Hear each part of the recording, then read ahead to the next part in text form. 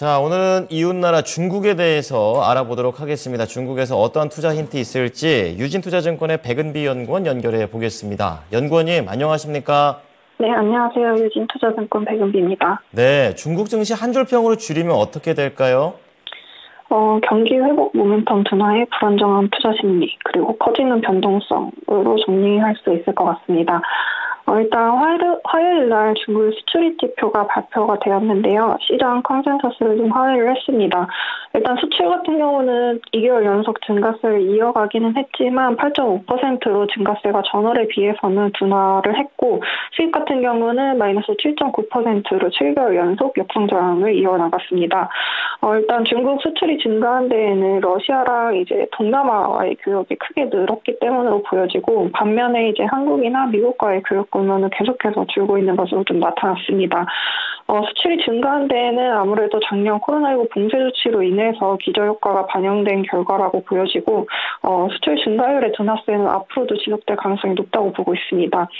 수입 같은 경우는 이제 감소세가 지속되고 있는데요. 수입은 이제 중국의 내수를 나타내는 지표인데, 감소세가 지속되고 있다는 점에서 중국의 내수 부진이 지속되고 있음을 좀 확인할 수가 있었습니다.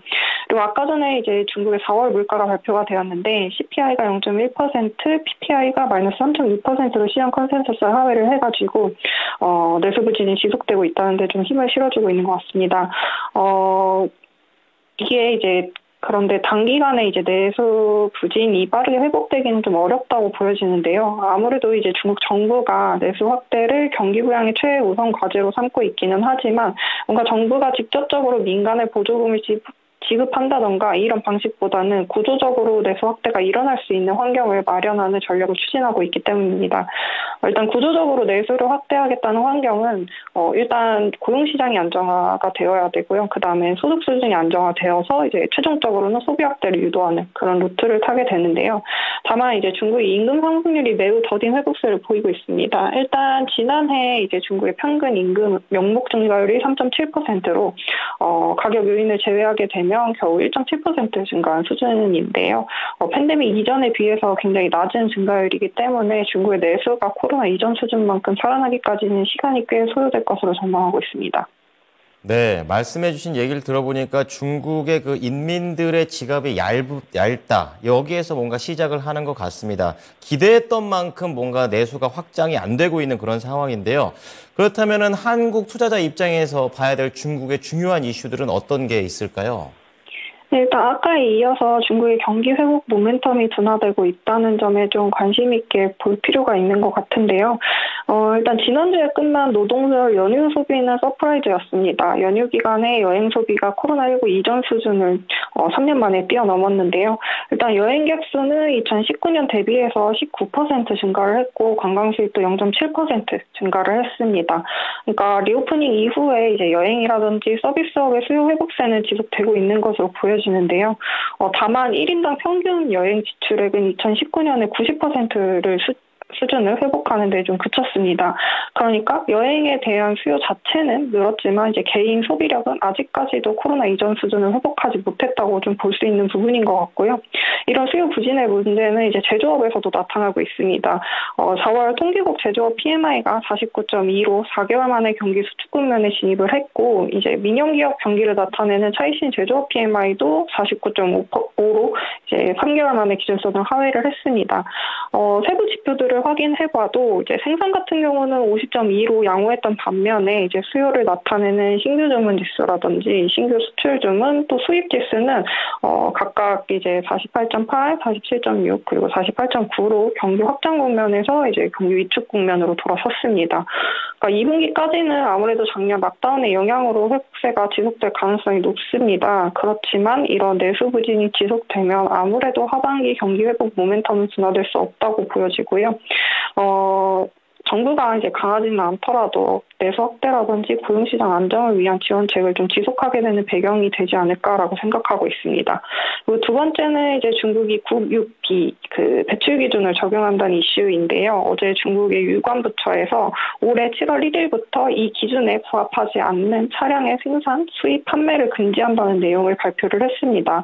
이 범위에는 승용차뿐만 아니라 이제 경차라든지 중형 디젤차까지 포함되고요. 이 국육 기준이라고 하면은 이제 중국 정부가 이제 차량의 배기가스 중에서 일산화탄소라든지 미세먼지 이런 항목들의 이제 킬로미터당 배출 가능 기준을 지정한 정책인데요. 이 국육은 A랑 B로 나누어지는데 이 B가 좀 더 강화된 규정입니다. 그러니까 일부 기준에 부합하지 못하는 이제 관찰 처분을 받은 경차는 그래도 과도기를 좀 적용을 해서 연말까지는 판매를 허용할 예정이라고 하고요. 이렇게 되면은 이제 중국 내 내연차 판매나 생산에 상당한 영향을 줄 수밖에 없기 때문에 오히려 이제 반사수혜로 중국의 전기차 판매량은 증가세가 이어지지 않을까라고 기대하고 있습니다. 중국은 작년 말을 기점으로 이제 전기차 보조금을 철폐를 해서 이제 판매 증가율이 많이 둔화된 상황인데요. 물론 그럼에도 불구하고 이제 전국 전체 자동차 판매량이 감소세인 것에 비해서 이제 중국 전기차 판매량은 아직까지도 두 자릿수 성장을 하고 있다는 점에 주목할 필요가 있을 것 같습니다. 전기차 수요가 증가한다면 아무래도 전기차나 2차 전지 기업들의 좀 수혜를 기대해 볼 만하지 않나 보고 있습니다. 자, 주목해야 될 이슈 두 가지. 하나는 소비, 두 번째는 전기차에 관련된 반사수혜가 얼만큼 있을지 알아보고 있어야겠네요. 자, 그럼 마지막으로 중국에서의 주요 경제 지표나 일정들은 어떤 게 있을까요? 네, 일단 내일 중국의 통화지표가 발표가 됩니다. 중국은 이제 경기 부양을 위해서 통화 확장 정책을 유지하고 있는 상황이고, 그런데 이 중에서도 이제 M1 증가율이 M2 증가율보다 더 가파른 증가세를 보여야지 이제 기업의 투자가 늘 수 있기 때문에 이 M1과 M2의 격차가 얼마나 축소될 수 있는지 좀 주목해서 볼 필요가 있다고 보고 있습니다.